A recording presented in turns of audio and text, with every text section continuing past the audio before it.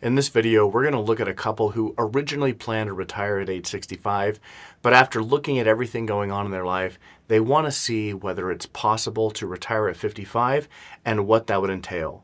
In this video, we're going to cover some of the complicated and important rules to understand for someone who wants to retire at age 55, including rules around distributions from your retirement plans, how to pay for health insurance, as well as special tax strategies to make sure that you get the most out of your retirement savings. So without any further ado, let's get right into it.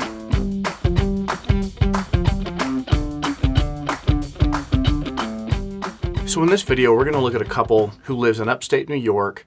They had originally planned to retire at age 65 just because that's kind of what people say. But given just kind of everything going on in their life, they want to know if it's possible to retire at age 55. So a little bit of background on this couple. David and Sarah have just over $1 million that they've saved between their retirement accounts and within a brokerage account. They both have Social Security benefits and they have a rental property making $1,800 a month that they're bringing into their household. Now, with all of these things, they want to know what would actually, first, is it even possible to have the level of income that they'd like to have? Now, fortunately for David and Sarah, they have a paid off home and they have a rental property, so they have that baseline cash flow coming in.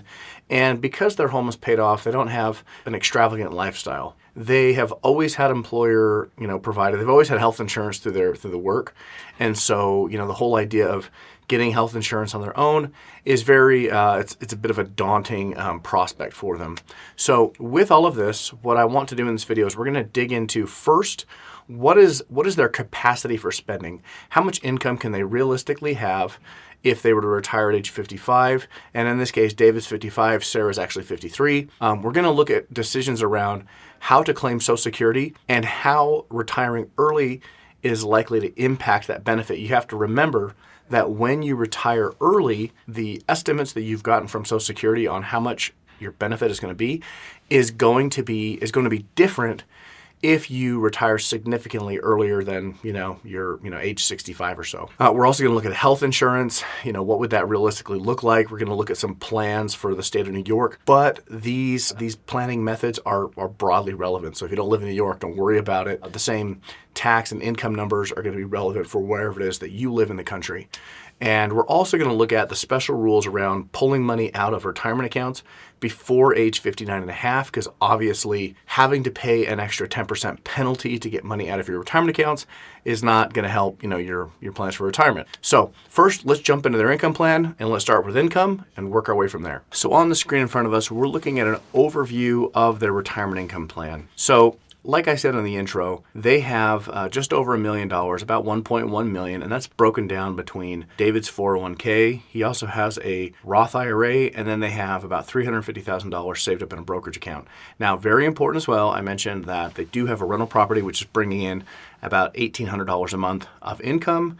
It's been well rented, and they've been able to, increase the rents for their tenants over the years. And so, they feel like that's something that they're comfortable continuing to do into retirement. So with that all being said, the first step of the retirement plan is just to lay everything out and see what is realistic. What I like to call this is, what is your spending capacity in retirement? So instead of starting, perhaps with your budget and trying to make a perfectly fine-tuned plan for a retirement budget to start with, I like to start and see just mathematically what's possible based on what you've saved and your income sources, because then from there, perhaps the number's going to be quite a bit different than this finely tuned budget that you would have started with. And that might open up the aperture a little bit and open your, your perspective to maybe a slightly different type of lifestyle, that sort of thing.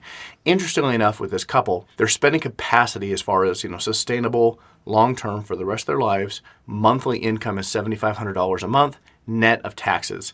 Now, this is favorable for them. Actually, looking at their expenses and their lifestyle, they would be comfortable with about $6,000 a month. So the fact that they could have up to $7,500 a month, realistically is it builds in some wiggle room. Not necessarily that they're gonna spend $7,500 a month, but just knowing that that's a possibility. It opens up the likelihood of, hey, maybe we do some extra travel, help out family, that sort of thing, or even at a minimum for someone who's considering retiring before age 65, like in their case at 55 and 53. Now all of a sudden the prospect of retiring at this age is all the more comfortable for them, knowing that, we can actually have more income than we really need. So that's pretty neat. So the first thing we're looking at with their income plan is their decision around claiming Social Security. Retiring at 55, so even at a minimum, we're looking at 7 years before they can claim the Social Security benefit. However, when they claim this, it's going to have a big impact. Now, when you're retiring before age 65, especially in your early or mid 50s, your earnings history is not going to be as full perhaps as if you were to work longer. Your Social Security benefit is based off of your earnings history, your highest 35 years of earnings. And so I'm not going to go over it in this video, but I have another video on my channel right over here. You can check it out, where I actually break down how to do the manual calculation on the Social Security website to determine how much your early retirement is going to impact your projected benefit, so that you can find that number and plug it into your estimates and make sure that you're working with the best numbers possible, the best estimates possible. So I've already done that. So the numbers we have in here, we're already assuming those reductions due to early retirement. And so now on the screen in front of us, what we're looking at on the shaded graph here, the impact, the total lifetime income from claiming Social Security early or later or different combinations. Because remember, in this case, David and Sarah are both entitled to benefits. David's projected benefits are $3,200 a month if he waits till age 67, and Sarah's benefits would be $1,000 a month, just claiming her own. Now, of course, there's spousal benefits where if she waits, she's going to be entitled to the greater of her own benefit or half of David's benefit. So with that all being said, the first thing we're looking at on this chart is the impact of just claiming Social Security. This is the first layer of analysis, is to see, what is the, projected lifetime benefit that they would receive based on different claiming ages. Now, along the bottom axis, you can see here, this is David's age between 62 and 70. And then here on the y-axis, this is Sarah's age, 62 and 70. So where these two points meet, we can look at any given age for Dave to claim and for Sarah to claim, what would their projected lifetime benefit be from Social Security income.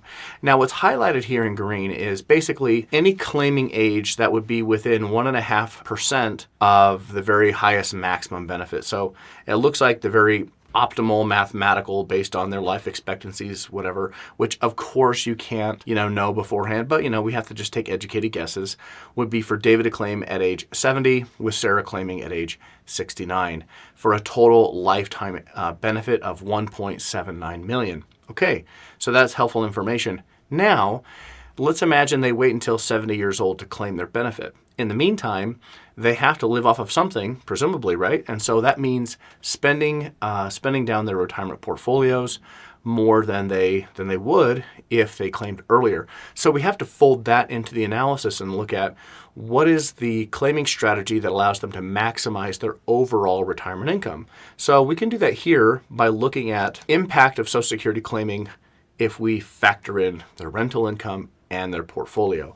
And you can see it actually does change. The recommendation as far as maybe what's the most optimal approach. So again, here upon the x-axis here, we can see David's claiming age and Sarah's along the y-axis. And now it changes the story. It now looks as though it would make the most sense for David still to delay till at least 67 to 70 years old for his claiming. But now you can see that it really doesn't. It actually doesn't help at all for Sarah to wait beyond that. So her claiming at age 62, and then David claiming the most optimal age would be actually for him to claim at age 69, with Sarah claiming at age 62.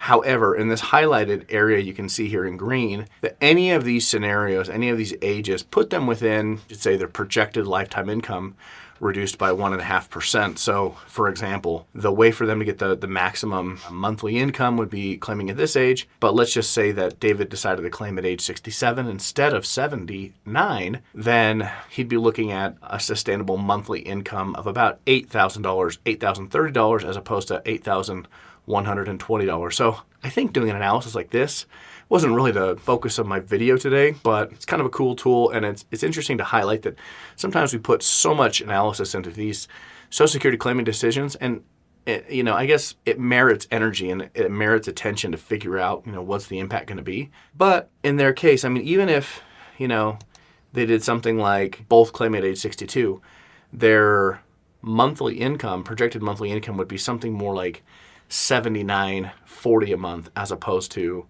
$8,000 $81.20 a month. We're talking a difference of $100, $200 a month. I should say that this analysis is based on, them living a long time. That's not always guaranteed, obviously. When you're planning your retirement, doing analysis from every angle to make sure that when you make a decision, when you pull the trigger and you're ready to go, that you feel confident because you've looked at the different angles and understand the implications of whatever decision you end up making. Okay, so here's Social Security. Now, let's look at their total monthly income again. Okay, so we've updated their income plan using the recommended or the most optimal Social Security claiming strategy, not just based on their Social Security benefits, but based on the entire plan. So you can see that before their projected monthly benefit or monthly, retirement paycheck spending capacity was $7,500 net after tax, and now we're looking at it being about $7,700. So overall, the plan is looking great. And again, all they need or really want is about $6,000 a month. So this is more of a plan that allows for more spending than they actually need. So they want to make sure they don't run out of money as well. So something that we can do is we can ratchet down the risk of the plan by their starting monthly income amount, and we can get it maybe closer to what they their retirement budget is, but still build in some extra cushion so that they can do some extra things. I mean, after all, they're retiring in their mid-50s, so they're going to have energy, time, and probably an interest in exploring things that they wouldn't do maybe if they waited until their 60s to retire. So on this chart here, what we're doing is adjusting their guardrails. Now, this does two things. This is going to reduce their planned spending amount, and it's going to increase kind of the safety of the overall plan. So let's say that instead of starting with where it was before, which was $8,100 gross, we're going to go down to $7,500 gross. Now, their net amount is still going to be, above what they wanted for retirement income. So with this now, you can see here that on the screen, we have here on the left their overall portfolio, so $1.1 million, which corresponds with a monthly income of $7,500. So what this is showing us is what are the guardrails or the upper and lower limits that, if their portfolio exceeds or goes below, that would really kind of guide them to where it would make sense for them to adjust their monthly income to stay on track for retirement. So for example, let's look at the risk side of the equation first. Let's say their portfolio drops about 21% from $1.1 million down to $860,000. Well, if that were to happen, now, to stay on track, it'd be recommended that they reduce their monthly spending by about 5%, $380 a month. On the flip side, let's say their portfolio increases by about 5%. Pretty realistic and expected in any given year, frankly, with just kind of, average market returns. You can see that they could have a permanent monthly spending increase of about 5% as well. And so you can see that now we have kind of a very favorable risk-return relationship here. In order for them to need to take a 5% reduction in their spending, their portfolio would need to drop by over 20%. On the flip side, if they'd like to have a spending increase of 5%, we're really only looking at about a 5% increase in their overall portfolio to make that very sustainable on an ongoing basis. So that's a spending level that they feel comfortable with. We'll go ahead and apply those changes to the plan. So you're going to see updated net income numbers once this is finished being calculated. Now, a big part of a retirement plan is health insurance. And really that $6,000 a month mark, the amount they think they would need for retirement, that's based on them. They're factoring in, they're not really sure what it would cost, but they're saying, if health insurance was about $1,000 a month, then we would need $6,000 a month. So looking at the different income sources, is there a way for us to maybe reduce their overall health insurance cost? And the answer is absolutely yes. So I've got a couple of videos on my channel. Here's one of the videos on my channel. The thumbnail for it, you can find on my channel, where I break down in detail how income is calculated from a tax standpoint in order to qualify for ACA health insurance subsidies. The short answer is it's absolutely possible based on the different assets you have that you're drawing income from and your different income sources. So in their case, they have a couple of things going on. They have rental income, which I actually go over it in a lot of detail in that other video. Because of the rental income, it's taxed very favorably and looked at favorably for Affordable Care Act health insurance subsidy rules. Now, also from their portfolio, they have 401k money. We pull money out of that, that's taxable. we pull money out of the brokerage account, depending on the cost basis. As I'm saying this, I'm just thinking, oh my goodness, I'm using so many terms here. So if some of these terms are unfamiliar to you, you rewind it back, look up these terms, but hopefully, you've watched some videos and these are more familiar for you. But essentially, the basic idea here is that if you have money in a after-tax brokerage account or like a savings account at a bank or a money market account, then you're going to have more flexibility from a tax standpoint to be able to qualify for health insurance subsidies. So with that being said, with this monthly income, we can see here, I'm going to pull up, I ran some quotes for them for the state of New York, for the Buffalo area, to see what health insurance subsidies would look like based on their income level. Okay, these health insurance quotes are for 2025 for a 55-year-old male and a 53-year-old female who have a modified adjusted gross income of $65,000 a year. Now, if you're doing the math on their income numbers on the plan we just looked at, you're saying, okay, that was more than $65,000 a year, and that's true. However, that's their net income. When it comes to calculating your modified adjusted gross income for figuring out your subsidies, income is counted a completely different way. So although they have a higher income than what we're showing here for health insurance, part of that monthly cash flow is coming from rental income, and only part of that is even taxable. And then much of that monthly cash flow is coming from their brokerage account. And much of that money has already been taxed. So yes, we do have to factor in some of the income will count towards it because we're pulling money from the 401k, but not all of it. And that's how we're able to come in at a $65,000 modified adjusted gross income for this scenario. And you can see that with that subsidy in place, we're looking at some high deductible plans here. These plans used to be, this one for example, $858 a month, still within what they were kind of planning for a monthly health insurance expense. But with the health insurance subsidies, that drops it down to what they pay out of pocket each month is only $87.92. Now, of course, you've got copays and deductibles, if you end up having to get, more care than just kind of a regular year with checkups. However, you can see the power of subsidies where all of a sudden retirement before age 65 becomes a lot more affordable if you can structure your income such that you qualify for these subsidies. So again, check out my other video where I go over Affordable Care Act rules in detail, and you'll see kind of, breaking it down how something like this is very possible, depending, of course, on kind of your whole set of assets and income sources in retirement. Okay, now, the last thing that we need to look at is kind of the big elephant in the room, which is if you retire before 59 and a half, you are subject to early withdrawal penalties from your retirement account. So, is there any way to get around that?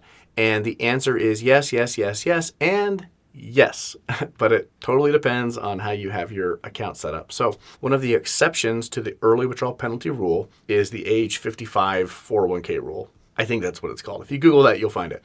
But essentially what it is that if you were at least 55 years old, I should say even in the year you turn 55, you can pull from your current or your just previous employer's 401k plan, you can pull distributions from that account and not have to pay the 10% early withdrawal penalty.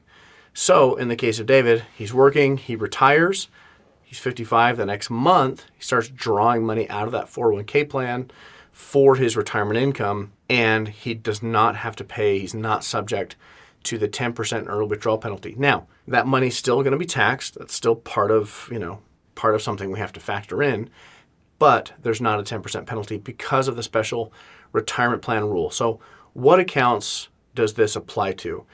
It applies to employer-sponsored retirement plans. So that would be things like a 401k or a 403b. It does, or a 401a. It does not apply to a traditional IRA. So here's kind of the way to, avoid, having an issue here. If David takes money out of the 401k distribution and then just to his checking account, he pays taxes and has that money to spend, no penalty.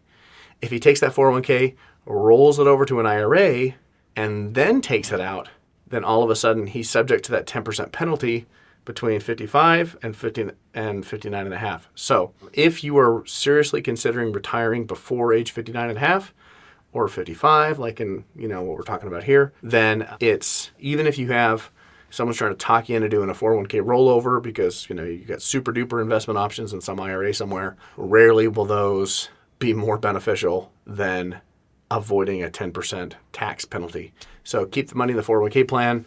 And you'll want to check with your employer first to make sure that the employer allows for these age 55 distributions. So that is the way that they're able to avoid those 10% penalties.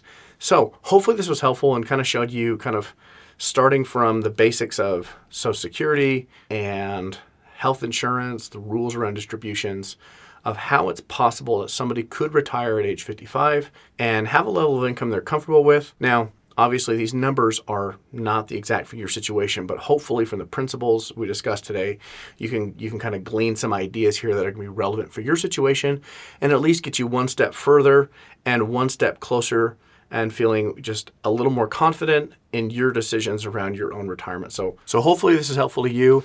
And now that you better understand these rules and concepts, you are more empowered and ready to make informed decisions for your early retirement. So until the next one, have a good one.